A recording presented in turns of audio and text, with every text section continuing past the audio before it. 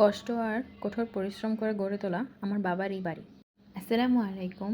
কেমন আছেন সবাই? আশা করি সবাই ভালো আছেন।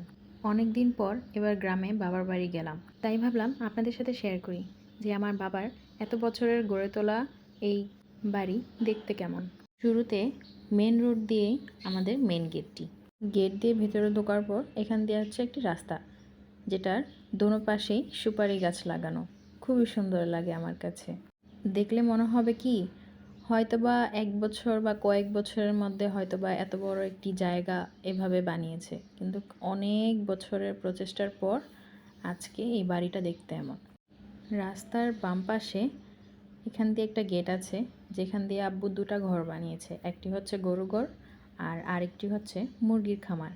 মুরগির খামারটা অবশ্যই ইদানিংই বানানো হয়েছে, যেহেতু আমার আম্মু আব্বু এসবের প্রতি অনেক বেশি শখ, তাই নিজেদের অবসর সময়ে তারা এসব কাজ নিয়ে ব্যস্ত থাকে। জীবন পরিচালনা করার জন্য মানুষের শখ থাকা জরুরি, কারণ যাদের শখ থাকে না তারা এভাবেও দিন কাটিয়ে দিতে পারে। এখন দেখতে পারেন এটা হচ্ছে আমাদের ঘর, এখানে আমরা সবাই মিলে একসাথে থাকি।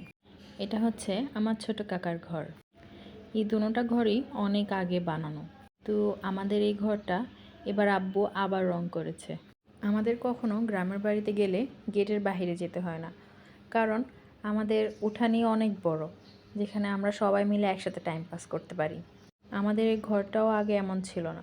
করোনার সময় বাবা এটাকে নতুন করে আবার সাজিয়েছে। আর গ্রামীণ আশেপাশের দৃশ্যগুলো তো আরোই ভালো লাগে।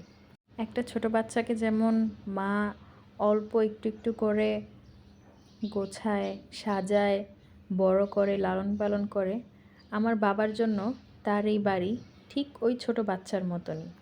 খুব কষ্ট করেছে আব্বু এই বাড়ির জন্য, মাথার ঘাম পায়ে ফেলেছে, তারপরেও থামিনি।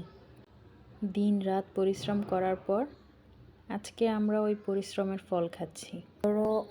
তারপর এখন যদি কখনো মনে হয় যে বাড়ির এই জায়গাটা একটু সমস্যা মনে হচ্ছে, ঠিক করা লাগবে, তখনও মনে করেন সাথে সাথে কাজটা করে ফেলবে, কারণ এটা তো সবাই জানে, যে কষ্ট করে সেই কষ্ট বুঝে।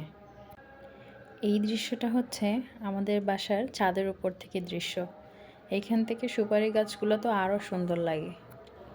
আব্বু যে আমাদের বাড়ির জন্য শুধু এসব করেছে তা না, এই গ্রামের মানুষদের জন্য অনেক কিছু করেছে।